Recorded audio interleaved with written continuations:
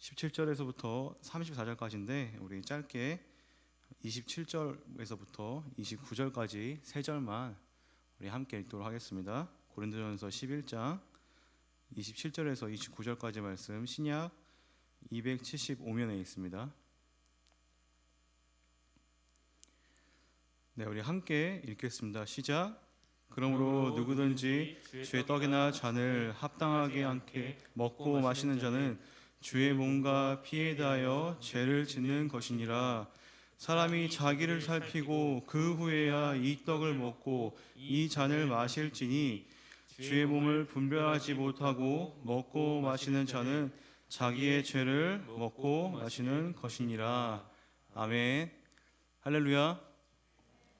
네, 제가 첫 설교를 할 때 늘 인트로 이제 들어가는 부분을 한 세 가지를 준비를 합니다. 그래서 재미와 감동과 또 정보 전달이 있는데 여러분들의 표정을 보니까 감동적으로 가야 될 것 같습니다. 사실 한 3주 전에 이제 저의 이 청년부 이제 부임이 결정이 되고 나서 제안을 받고 제가 많이 들었던 말이 뭐냐면 낯빛이 왜 그러냐, 밥 먹는 게 이렇게 시원찮냐, 이런 얘기를 많이 들었습니다. 저에게는 이 140명이라는 뭐 훨씬 더 많죠. 이 140명, 150명이라는 그 숫자가 제 앞을 꽉 가로막고 있었습니다. 그래서 이거 다시 4층에 올라가서 담임 목사님께 못하겠다고 얘기를 드려야 되나, 이런 생각까지도 했었던 저였는데요. 기도를 많이 했습니다. 기도를 많이 하고 하나님께 어떻게 해야 되냐고 많이 물었죠. 근데 하루는 이런 마음을 주시더라고요. 뭐 음성을 들은 건 아닙니다. 이런 마음을 주셨는데, 몽룡아, 제 이름이 김몽룡입니다. 몽룡아, 네 눈앞에 있는 건 140명이 아니다. 한 명이다. 한 영혼이다. 너는 그 140이라는 숫자를 보지 말고 한 영혼에게 집중해라. 이런 마음을 주시더라고요.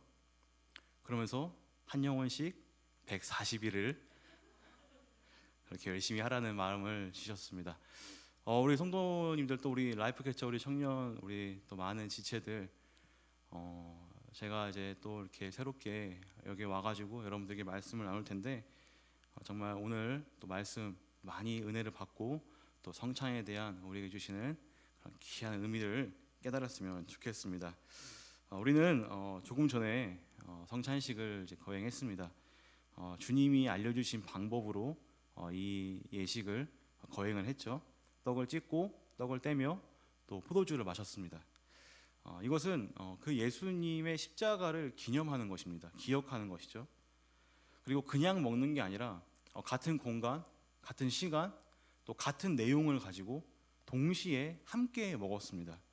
우리는 이것을 통해서 사실 동질감과 연합을 느낄 수 있는 것입니다. 오늘 함께 이 성만찬의 기원을 한번 이 고린도전서 말씀을 통해서 한번 알아보고, 과연 우리는 어떠한 자세로 이 성만찬에 임해야 되는지, 그리고 어떠한 삶을 살아야 되는지 한번 살펴보도록 하겠습니다. 혹시나 이 고린도 교회에 대해서 조금이나마 이렇게 관심이 있는 우리 지체들이 있다면 이 교회가 어떤 스타일인지는 다 아실 겁니다. 흔히 말해서 문제가 많은 교회였습니다. 싸우기도 했고 또 많은 분파들이 그 안에 혼재되어 있었고, 또 여러 가지 죄악들로, 여러 가지 나쁜 모습들로 그 교회는 아주 가득 차 있었습니다. 죄 문제가 특히 심했습니다. 잘못된 결혼관들, 또 음행들, 그리고 우상 숭배, 이런 것들이 굉장히 많았다고 하죠. 사도 바울은 그런 이 고린도 교인들에게 이 주의 만찬, 이 성만찬을 명령합니다. 17절에 나오고 있죠. 그런데 이 주의 만찬, 성만찬 가운데서도 이들의 문제들, 이 고린도 교회의 문제들이 고스란히 나타나고 있다는 것이죠. 함께 모여서 함께 마셔야 되는, 먹어야 되는 그러한 주의 만찬이 바울이 원래 의도했던 것과는 전혀 다른 방향으로 흘러가고 있습니다. 우리 함께 우리 말씀 21절과 22절 말씀 우리 함께 읽어보도록 하겠습니다. 고린도전서 11장 21절과 22절 말씀 우리 한 목소리로 읽겠습니다. 시작. 이는 먹을 때에 각각 자기의 만찬을 먼저 갖다 먹으므로 어떤 사람은 시장하고 어떤 사람은 취함이라. 너희가 먹고 마실 집이 없느냐? 너희가 하나님의 교회를 업신 여기고 빈궁한 자들을 부끄럽게 하느냐? 내가 너희에게 무슨 말을 하랴? 너희를 칭찬하랴? 이것으로 칭찬하지 않노라. 어떤 이들은 먼저 그 음식을 다 먹어버렸고 또 어떤 이들은 이미 취해 버렸습니다. 이 반면에 어떤 이들은 그 음식도 포도주도 먹지 못한 채 그냥 배를 곪고 있었죠. 여기서 끝나는 것이 아닙니다. 분명히 사도 바울은 이 고린도 교회에 가서 이 모임에 가면 함께 배부르고 함께 마시며 함께 주님을 기념할 수 있다고 했는데 그 일부의 사람들 때문에 그 사람들, 늦게 온 사람들, 그리고 그 무리에 속하지 않은 사람들은 배를 곪은 채 그리고 주님을 기념하는 이러한 자리도 박탈되었던 것을 우리는 생각해 볼 수 있습니다. 동료들하고 여러분들 점심시간에 식당에 갔는데 어떻게 이상하게 내 주문만 쏙 빠져가지고 주문이 된 거예요. 그러면 다른 것들은 다 나왔는데 내 거는 안 나오고 있죠. 그러면 여러분들 그 동료들은 맛있게 먹고 있는데 저는 혼자 뭐 하고 있습니까? 동료들 먹고 있는 거 이렇게 보고 있으면서 내 건 언제 나오나 이러한 여러분들 경험이 있을 것입니다. 한 번쯤은 그렇게 표정 안 좋았던 또 얼굴을 붉혔던 기억들이 있겠죠. 사도 바울은 이런 게 비일비재했던 이 고린도 교회에게 강하게 질책을 했습니다. 다른 형제들과 다른 자매들을 기다리지 못하는 그 특정인들을 칭찬하지 않고 오히려 혼을 내고 야단을 치고 있는 그런 사도 바울의 모습입니다. 특별히 이 사도 바울은 이러한 일을 주도한 사람이 바로 부자들, 돈이 많이 있는 사람들이라고 지칭을 합니다. 물론 뭐 부자들이라고 지칭하지 않지만 그냥 너희들이라고 기분 안 상하게 얘기하고 있지만 그 반대편에서 피해를 본 사람들이 누구냐 하뇨? 빈궁한 사람들이 그 피해를 봤다라고 이렇게 얘기를 함으로써 부자들의 그리고 그 부자들의 무리에 속한 그런 소행임을 우리는 알 수 있습니다. 왜 그 부자들이 먼저 먹었을까? 저는 한번 곰곰이 생각해봤는데요. 한번 상상을 한번 해봤습니다. 먼저 그 부자들은 아마 맛있는 음식을 가져왔을 것 같습니다. 그리고 또 그 음식도 넉넉하게 가져왔겠죠. 그래가지고 그 자리에서 자신의 영향력을 끼치고 싶었을 것입니다. 우리 모두에게 있는 마음들이죠. 내 것을 미리 나눠주고 내 것을 미리 사람들한테 주면서 나의 영향력을 끼치는 것입니다. 내가 먼저 내 것을 누리겠다는데 뭐 이게 뭐가 뭐 안 될 말이냐 이런 것들. 그리고 또 하나는 아마 이게 더 가장 가까울 것 같습니다. 그 부자들, 돈 많은 사람들은 빈궁한 사람들과 어울리기 싫어가지고 먼저 음식을 먹었던 것 같습니다. 여러분들도 집안에 있는 그 원수들과 밥 먹기 싫으면 어떻게 합니까? 먼저 라면을 끓여 먹고 집에서 아니면 집 밖에서 뭘 시켜 먹던가 그러한 모습들 저만 있는 건 아니죠? 예. 집안에 원수들 다 있잖아요. 예. 청소년부 스타일입니다. 네. 얼른 버리도록 하겠습니다. 지금 웃는 사람들은 다 저를 겪었던 사람들이고요. 자, 여러분들 이렇게 이러한 모습들 나의 영향력을 끼치고 좀 갈라치기를 하고 나의 영향력을 좀 더 확대시키고 싶은 나의 저변을 넓히고 싶은 그러한 모습들이 바로 이 고린도 교회 부자들에게 있었다는 것입니다. 자, 그런데 여러분들 사실 이 먹을 것 주의 만찬이 이 갈등의 내용이 됩니다만 사실 교회 안에 이런 부분들이 얼마나 많이 있습니까? 먹는 것 말고도 사실 나는 좀 잘 나가니까 나는 좀 얼굴이 예쁘니까 나는 좀 사니까 혹은 다른 모습으로도요. 나는 좀 열심히 하니까 나는 아는 사람이 많으니까 나는 교회에 나는 오랫동안 다니고 있으니까 제가 아는 어떤 한 형제님을 청년국 이야기만 하면은 맨날 내가 8기였어 내가 막 7기였어 이랬던 분이 계십니다. 사람들과 나이로 기수로 또 가진 것으로 모습으로 내가 지니고 있는 것으로 자꾸만 분열하고 갈라지고 또 차별하며 어울리기 싫어하는 모습들 혹시나 우리 공동체 안에는 있지 않은가요? 여러분들 마음속에는 있지 않습니까? 고린도 교회의 문제는 바로 이것이었습니다. 사실 먼저 먹고 먼저 마시는 것은 그냥 표면적인 문제였다는 것이죠.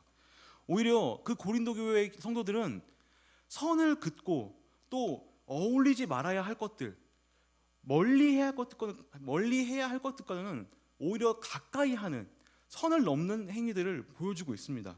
잘 어울립니다. 무엇입니까? 분쟁하고 거리둬야 할 세상 가치하고는 이 고린도 교회들이 너무나 쉽게 친해집니다. 앞서 고린도전서의 내용을 여러분들 한번 살펴본다면 그 선을 넘는 모습, 아예 선이 없는 모습, 경계를 너무 쉽게 넘는 모습들을 바울은 강하게 질책하고 있습니다. 이 고린도 교회는 남자와 여자의 그 경계선을 넘습니다. 머리를 밀기도 하고요. 그렇게 여러 가지 잘못된 일들, 남녀 그런 성에 대한 잘못된 가치관을 혼재하고 있습니다. 또 하나님 경배와 우상 숭배의 그 경계를 너무나 쉽게 넘나듭니다. 결혼과 성적 문제도 마찬가지죠. 선이 없다는 것, 선을 넘는다는 것, 다른 말로 뭡니까? 너무 잘 어울린다는 거예요. 너무 쉽게 받아들이는 겁니다. 그런데 정작 주님이 일궈놓은 이 교회에서, 한몸된 교회에서 우리가 연합하고 서로 하나가 되고 서로 사랑해줘야 되는 이 공동체에서는 이들은 잘못된 선을 긋고 있는 것입니다. 계층과 신분의 선을 그었고요, 파당이라는 선을 그었고요, 부자와 가난한 자의 선을 긋습니다. 하지 말라는 것은 그렇게 잘하고 제발 좀 하라는 것은 그렇게 안 하는 모습, 저의 모습이기도 합니다. 여러분들, 우리는 어떻게 할까요? 여러분들 가운데 혹시나 형제 사랑, 자매 사랑 대신에 갈라치기로, 분쟁과 분파로 즐거운 한 주 한 주를 보내고 계시는 형제 자매가 있습니까? 사도 바울은 그러한 사람들에게 이렇게 얘기합니다. 교회를 업신이 여기는 거다. 주의 가르침을 가볍게 여기는 거다. 주님의 사랑하는 몸된 교회를 자신의 영향력 안으로 넣으려고 하는 것이다. 이렇게 경고하고 있습니다. 음식을 가지고 나오는 것, 나누어 먹는 것, 함께 먹는 것 좋지요. 근데 제대로 하라는 것입니다. 제대로 똑바로 알려준 대로 하라고 오늘 사도 바울은 이야기하고 있습니다. 이제 사도 바울은 다시 고린도 교회 성도들에게 주의 만찬에 대해서 상기시키고 있습니다. 1년 반 동안 그들에게 어떻게 가르쳤는지, 그 메시지가 무엇인지 다시 한번 명확하게 설명을 해주고 있죠. 우리 함께 고린도전서 11장 24절에서부터 26절까지 말씀을 읽으면서 주님이 잡히시던 그날에 그 만찬 가운데 어떠한 일이 있었는지 우리 함께 살펴보도록 하겠습니다. 함께 읽겠습니다. 24절입니다. 시작. 축사하시고 떼어 이르시되 이것은 너희를 위하는 내 몸이니 이것을 행하여 나를 기념하라 하시고 식후에 또한 그와 같이 잔을 가지시고 이르시되 이 잔은 내 피로 세운 새 언약이니 이것을 행하여 마실 때마다 나를 기념하라 하셨으니 너희가 이 떡을 먹으며 이 잔을 마실 때마다 주의 죽으심을 그가 오실 때까지 전하는 것이니라. 아멘. 바울은 이 성만찬의 본래 의미에 대해서 설명하고 있습니다. 본래 의미를 기억하고 또 회복하라는 것이죠. 이 성찬의 본래 의미는 십자가에 돌아가신 예수님을 기념하는 것, 기억하는 것입니다. 성도가 먹는 떡은 잘 알다시피 예수님의 그 찢긴 몸을 의미합니다. 또 포도주는 예수님의 그 양손과 발과 또 그 옆구리의 상처에서 흘러나온 그 피를 우리가 의미하고 있다고 이렇게 알고 있죠. 그런데 고린도 교회 성도들은 이 성찬을 잘못해도 너무나도 잘못하고 있었습니다. 사실 먹고 마신다는 게 굉장히 직접적인 것입니다. 생각해 보십시오. 내 손으로 떡을 떼고 만지며 또 포도주를 맛을 봅니다. 그 어떠한 은혜의 방편들, 뭐 예배나 기도나 찬양이나 이런 것들보다 어떻게 보면 더 직접적이고 직관적인 것이 바로 이 성찬입니다. 그런데 여러분 다들 알지 않습니까? 여러분들 빵 종아리 이 집을 때 얼마나 그 신중하게, 얼마나 공손하게 그 빵을 집었습니까? 최대한 그 공손하게 펴서 그것을 집고 또 그 잔에 든 그 진홍 색깔의 그 포도주, 여러분들 이것을 보면 아무 생각 없이 먹는 사람들은 없을 것입니다. 그런데 이 고린도 교회의 성도들은 이러한 의미를 잊어버린 채 먹고 마시는 데에만 집중했다는 것이죠. 그것도 분파, 파당을 나눠가면서요. 이렇게 성찬을 잘못하고 있는 고린도 교회 성도들에게 사도 바울은 따끔하게 경고를 하고 있습니다. 27절 제가 한번 읽어보도록 하겠습니다. 그러므로 누구든지 주의 떡이나 잔을 합당하지 않게 먹고 마시는 자는 주의 몸과 피에 대해서 죄를 짓는 것이니라. 뭐를 짓는다고요? 죄를 짓는다라고 얘기합니다. 여러분들, 나를 살피고 내 상태를 확인하고 이 성찬에 임해야 되는데 그렇지 않은 사람들에게는 죄가 있다고 합니다. 어떤 신학자들은 이 죄에 대해서 이렇게 설명하기도 합니다. 예수님을 죽였던 사람들이 누구죠? 예수님을 진짜로 모세받고 그 옆구리에 창을 찌른 사람이 누구죠? 바로 로마 군인들입니다. 어떤 신학자는 이 죄가 바로 예수님을 진짜로 창을 찔렀던, 못을 박았던 그 로마 군인들의 죄다. 이 죄가 이 함부로 예수님의 그 떡과 성찬에 참여하는 것을 그 사람들에게 대해서 얘기를 하고 있는 것이죠. 이렇게 강하게 경고하면서 결국에는 어떻게 하면 이 성찬에 합당하게 참여하는 것인지 그는 이렇게 설명하고 있습니다. 예수님의 십자가 사건을 기억하고 그의 죽음을 기억하면서 기념하면서 또 거기서 멈추는 것이 아니라 그 십자가를 전하는 삶을 사는 것이다. 이것이 진정한 성찬의 의미라고 얘기하고 있죠. 저는 이걸 좀 쉽게 이렇게 설명하고 싶습니다. 십자가의 삶을 알고 또 그렇게 사는 사람만이 성찬에 온전하게 참여할 수 있다. 이렇게 저는 말하고 싶습니다. 사도 바울은 이제 성찬에 임하는 자세들을 여기까지 얘기를 해주고 그 이후 27절에서부터 34절까지 말씀은 좀 반복되는 단어들을 가지고 그들에게 합당한 성찬이 무엇인지 다시 한번 설명을 합니다. 어떠한 단어들을 이야기하냐면 분별, 판단, 살피다라는 단어들을 이제 27절에서부터 그 마지막 절까지 계속해서 반복하며 쓰고 있습니다. 고린도 교회 성도들은 사실 자신을 분별하고 자신을 판단하고 자신을 살핀 게 아니었습니다. 그들은 무엇을 분별했죠? 공동체를 분별했습니다. 공동체를 나눴습니다. 공동체를 판단했습니다. 자신을 살핀 게 아니라 다른 이들을 살피며 심판의 눈으로 봤다는 것이죠. 그래서 사도 바울은 고린도 교인들의 그 죄를 자신들의 죄를 보라는 것입니다. 너희들이 어떠한 상태인지를 분간하고 주의 만찬에 참여하기를 바랐던 것이죠. 내가 나를 잘 살피면 하나님은 그런 성도를 판단하지 않는다고 하십니다. 다르게 말해 내가 내 죄를 살핀다면 하나님은 우리를 징계하지 않습니다. 31절 이렇게 얘기하고 있습니다. 우리가 우리를 살폈으면 판단을 받지 아니하려니와. 그러나 여러분들 나를 살피지 않고 그 성찬에 임했을 때 사도 바울은 어떠한 사람들의 예를 드냐면 약해지고 병들고 심지어 죽은 사람의 예를 듭니다. 이렇게 강하게 얘기를 함으로써 지금 그 고린도 교회가 스스로를 판단하고 스스로를 돌아보고 나 자신을 살핌으로써 나중에 있을 그 하나님의 심판과 판단을 피하도록 얘기를 하고 있는 것이죠. 저에게는 동생이 한 명 있습니다. 여동생이에요. 말을 너무나 안 들어요. 그래서 저는 항상 그렇게 늘 협박을 합니다. 너 내 말 한 번만 더 안 들으면 엄마 아빠한테 일를 거야. 그럼 어떻게 되죠? 엄마 아빠는 사랑의 매를 듭니다. 내 동생을 진짜로 사랑하는 마음에서는 사실 그렇게 타격을 입지 않도록 동생을 제 선에서 먼저 보호하고 먼저 혼을 내고 그것을 시정하도록 도와주는 것입니다. 어떻게 보면은 사도 바울은 이러한 마음으로 이 성도들에게 얘기를 했던 것 같습니다. 너희가 지금 이 잘못을 지금 고치지 않으면, 지금 이 죄를 멈추지 않으면 너희는 정말로 심각한 죄, 나중에 하나님께 돌이킬 수 없는 죄를 지을 것이다 라는 것을 알려주고 있는 것이죠. 여러분들 한번 우리의 마음을 돌아봤으면 좋겠습니다. 우리는 어떠한 마음과 태도로 오늘의 성찬에 임했습니까?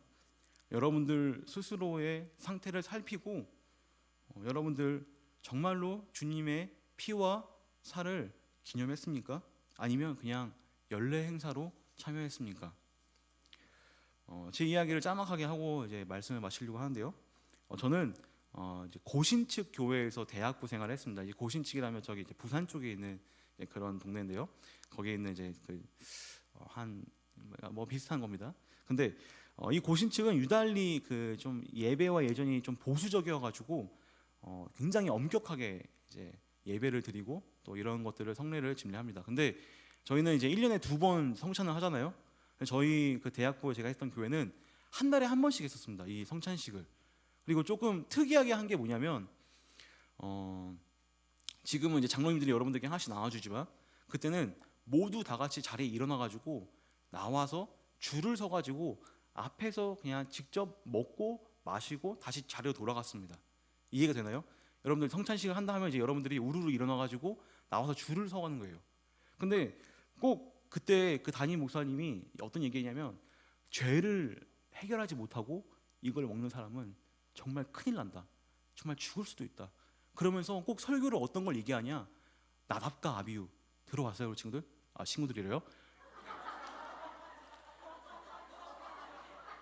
들어봤어요? 나답과 아비후? 향로를 잘못 가져와가지고 불타 죽었습니다. 또 유다, 예수님과 떡에 손을 넣어서 그 예수님을 팔아먹었던 그 유다, 나중에 창자가 터져 죽었다. 꼭 그렇게 무서운 설교를 하시는 거예요. 죄에 대해서.